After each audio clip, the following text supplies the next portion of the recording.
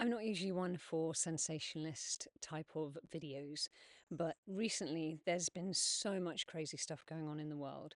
And I'm very aware that whenever humanity comes to a point of high frequency, when we're about to really make a quantum leap into a new space, into a new way of being, into potentially new culture, new cultural understandings, the powers that were tend to try and destabilize it and pull the rug out from underneath it. Steiner said back in the 30s that there was something like this happening then, and he was preparing for this great shift of consciousness, which he had said was going to be 1938.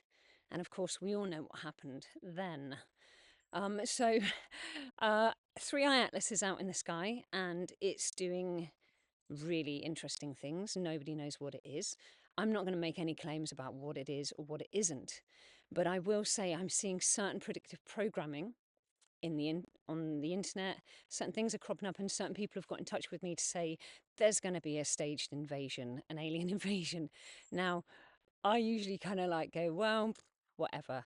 But for the fact that there are certain things coming up that are almost paving the way. There are these tridactyls, these three-fingered, long-headed beings that were discovered a long time ago. For some reason, a month ago, they've been dug up again, and they're doing the circuit. There's also the guy that's written a book about extraterrestrials that is making claims. Well, when Three Eye Atlas started going a bit strange, he started suggesting that it's actually an alien spaceship, and that went quite viral.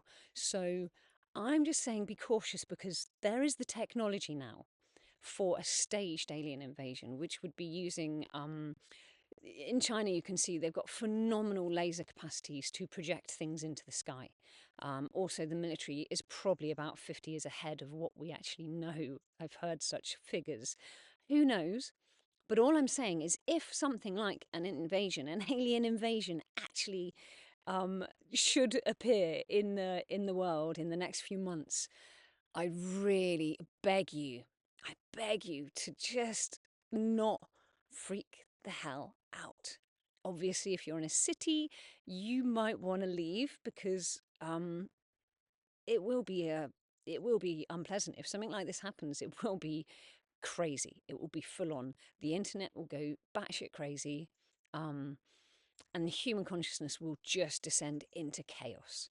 And so this is the point of my message. I don't know that there's going to be an alien invasion, a fake alien invasion. I should clarify. I don't know that there is. I'm not saying I think there will be, but what I am saying is, should such crazy shit happen, please, A, get out of the cities, but B, don't freak out. Don't feed into the fear. We have to keep our energy really strong. I just made a video before this one. A meditation practice to really anchor you into the heart and into a stability of love within yourself. So please check out that video. It's called I Choose Love. It's a meditation breathwork practice. I've been doing it most mornings and it's been just really anchoring me. So please check that out. But yeah, I mean, again, as I say in every video, there is so much to tribulation on the planet right now. And also, we are heading to the eye of a needle, and I have no idea what happens there. Three Eye Atlas is coming closest to us at the winter solstice. The winter solstice is the death phase of the cycle of life, the breathing in, breathing out, breathing in, breathing out. Winter solstice is the out breath. It's where we enter the void for 2.5 days. If you track this stuff, you will notice that really deep, profound stuff happens. It's the dark time. It's the time to release, to let go, to enter the void, to shed, and to be reborn.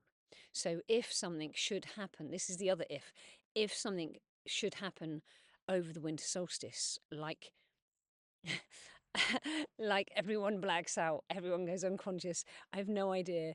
There's a lady called Birdie. She's been doing transdimensional mapping, and I was following her content. She's No Rivers, she's called on YouTube, and it was really strange that the stuff she was sharing about the beings that may have implanted Three Eye Atlas with something that has an intention to bring benefit The beings that she was describing sounded so much like the Thronglets from Black Mirror episode. If you haven't seen it, have a look.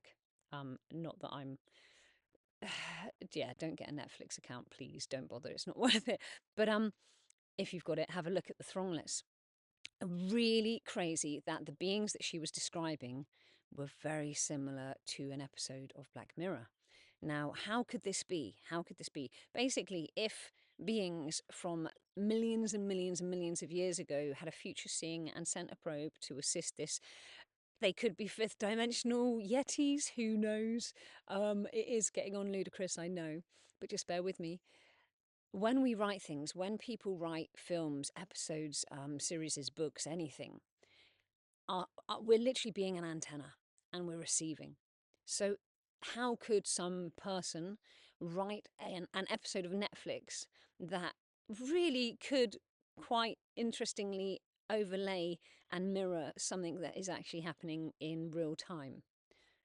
It could happen because they're picking up on energy in the field and information in the field. And if there were beings that had sent something to this solar system to benefit and uplift humanity, and then some person writes about it as a strange program in Black Mirror, who knows? Who the heck knows?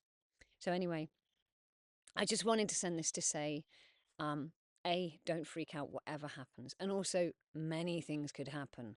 It could all go very crazy in so many ways. So many ways. And it probably will, because if you look at the cause and effect of humanity, we don't have a good track record. We have a horrific track record.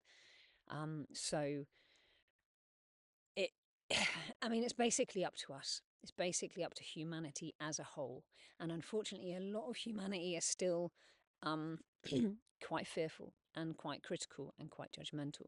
So this is what is stirring the masses. But those that are managing to anchor into the higher frequencies, those that are managing to open their aperture of consciousness and receive more light and anchor that into the earth, to all beings, to the morphogenic field here on the planet Earth, this is what we need doing. This is what is going to carry us through. This is why we will do it differently this time. We have to. If we don't, we're extinct. And if we go extinct, and if it all goes down the wrong way, it's the same. It's the same. We still have to behave with love, integrity, because when I die and when you die, we take our frequency through, we take our behaviors through. So whatever we're nurturing and generating within ourselves through this lifetime, regardless of what happens in this world now, when we die, we take it through. It's the imprint that we carry through. So we don't need to be attached to the outcome. Is New Earth going to manifest on the planet? Is humanity going to go extinct? Really, ultimately, it doesn't matter.